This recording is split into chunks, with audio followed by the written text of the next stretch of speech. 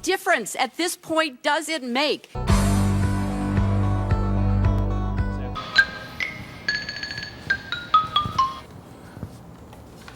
Hey, Wally, did you see that? Joe Courtney endorses them. Well, Joe Courtney endorses about 98% of everything Obama believes in. Sure. And that scares me again, too. Sure. And we could do something about Courtney. We could do something about, because he's up for election this year. Yeah. So people got to get out there and vote. And in 2016, we can do something about Blumenthal, too. That's right. And Murphy, right? And by the way, JD, like Jack Daniels, JD, came in through the door, so we have him, and not Wally. I said JD, relax. There's no drinks here. We got coffee. What do you got in your coffee? This is a sober show, Wally. Okay. Kopowinski, or whatever you call it. So, anyways, so this whole thing, and even JB and Lee Elsey now, especially JB's realizing at 94.9 newsnow.com, they're slowly realizing, and more people. I guess the way to do this is to inform the people of what's going on. I don't really know what necessarily you can do, but there's some great groups, and we do have a caller on the line, and so this. Many of you people have seen Bridget Gabriel. She's been all over Fox News, she's been on talk radio, and she's been speaking out about this. She's a feisty, well-spoken woman.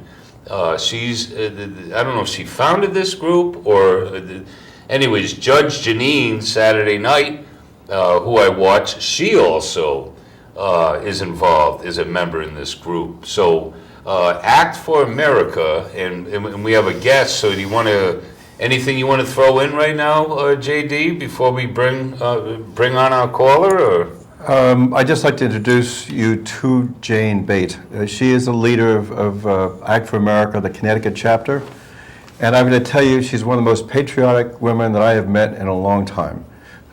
She has been proactive and very forthcoming in generating awareness of the issues that Act for America presents. And what's her website?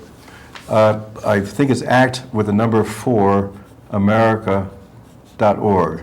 Jane can confirm that. Okay. All right. So Jane Bate, right? Correct. Jane Bate.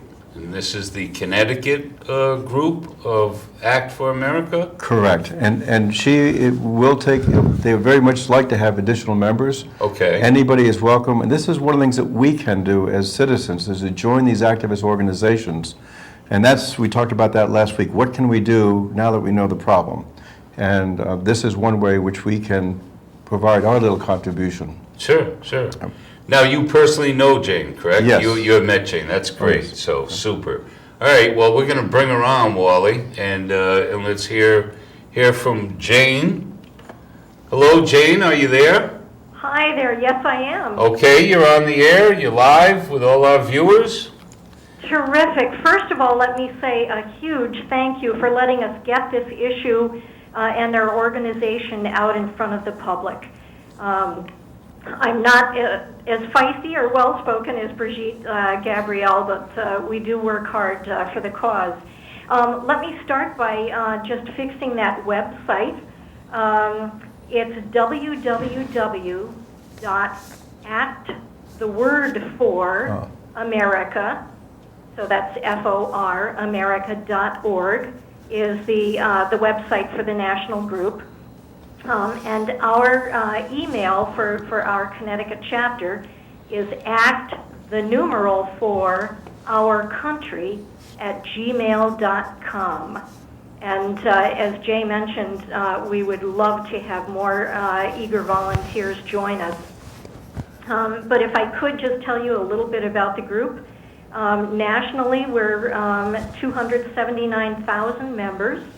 And we comprise over 875 chapters in the U.S., plus a pretty significant international contingent of chapters.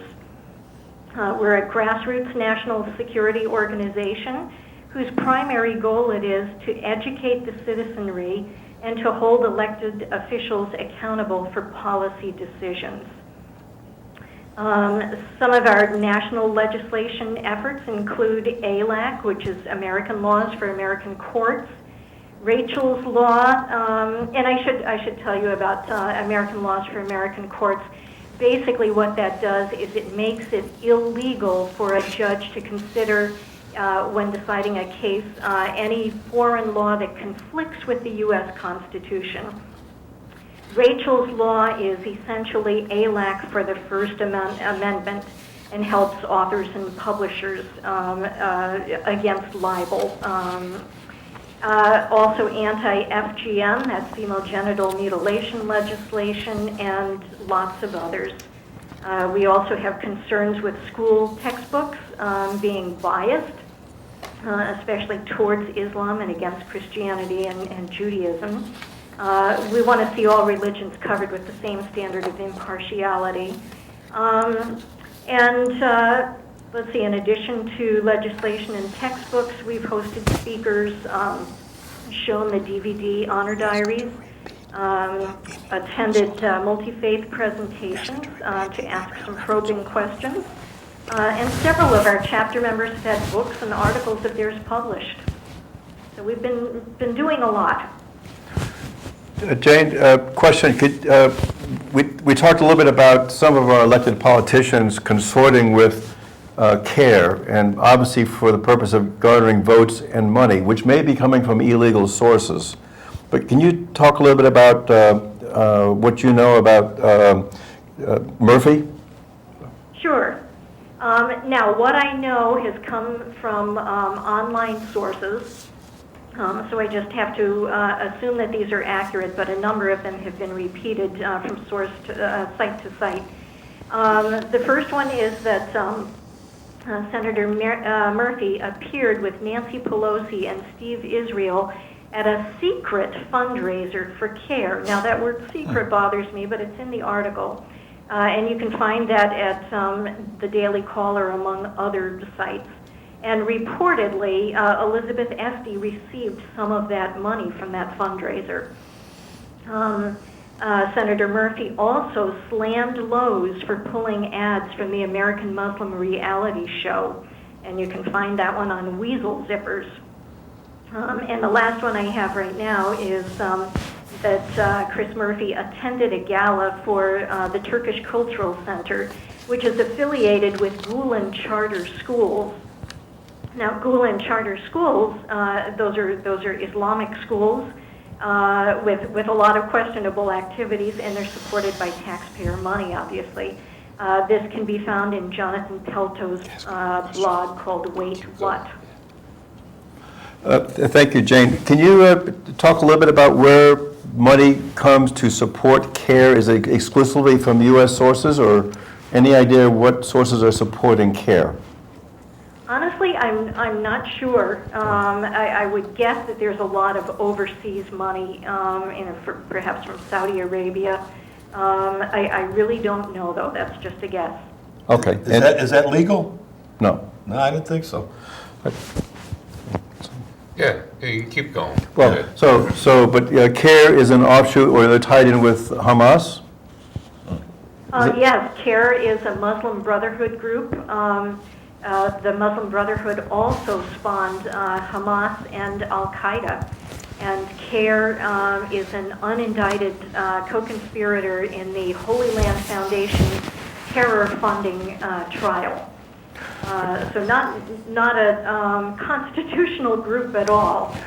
And Jane, what's one of the tactics that CARE uses? It's something called lawfare. Can you describe that a little bit? I'll do my best. CARE was in the news recently, insisting that Honor Diaries, a new documentary on honor violence in the Muslim culture, be banned, and they succeeded in banning it in Michigan, I think at a Dearborn, Michigan campus. They also were very instrumental in having Brandeis rescind Ayaan Hirsi Ali's award and she's a very, very brave former Muslim. She understands Islam. So CARE will file lawsuits to beat the ban to bankrupt good law-abiding and constitutional people.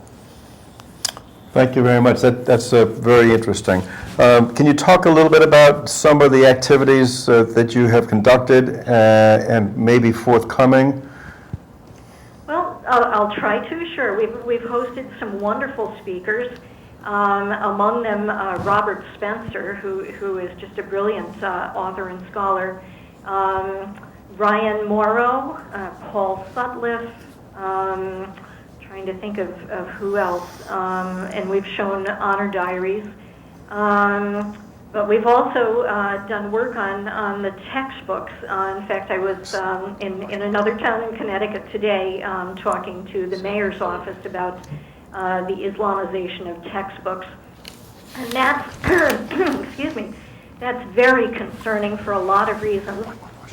But one is in Islamic law, when somebody leaves Islam or apostatizes from it, it says right in the Reliance of the Traveler, the book of Islamic law, that they should be killed. Now, if we make Islam look more benign than Christianity or Judaism, kids are going to be tempted to convert. And I know of an instance of that happening. Once they convert to Islam, they can't leave without that death penalty. And there are other reasons, certainly. So you're saying that they are infiltrated America's educational system? Oh, so much so, and at the college level as well. IT is quite famous for that, and one example of their infiltration is the Hartford Seminary, which certifies imams or chaplains is what I'm looking for. And I think they have the only certification program at this point in the country for that. So, you look at chaplains going to serve in prison, and they truly have been radicalized, and now these colleges are being radicalized. So when they conduct interfaith groups or courses, the Christians and Jews, etc., just assume that everybody abides, by our rules if you tell the truth. But Islam believes in taqiyya, which means you can lie. In fact, you should lie if it will help spread Islam. So we're not playing on an even playing field. Two more questions, Jane. One is, what about the common goal between the Muslim Brotherhood, CARE, and the Communist Party? Are they kind of consistent in what their ultimate long-term objective is? I think you could say so. First of all, one of their common goals is supremacism. A one world type government. I think they're not necessarily honest. Islam certainly isn't, and I don't think communism is. There's no capitalism involved. Everybody's expected to sort of be on the same level, I think, economically, etc. So they both believe in a totalitarian form of government, each with a different agenda, but that's basically what they believe, which is contrary to the Constitution. Is that sort of correct? Yes, you said it far better than I did. Okay. And what's worrying is they have affiliated in order to hasten the overthrow of America. Now, and all the West, not just America. Ultimately, they don't, they will diverge, obviously, because Islam is after a religious law, and communism would be contrary to that. So that kind of goes along with the enemy of my enemy is my friend, at least for now. Precisely. Yep. Okay. Jane, could you repeat, how do people communicate with you again? And ACT really needs more members, and this is a way that all of us citizens can participate. So can you repeat your email address or other contact information that you may have? Absolutely. My ACT email address is ACT, the numeral 4, ourcountry@gmail.com.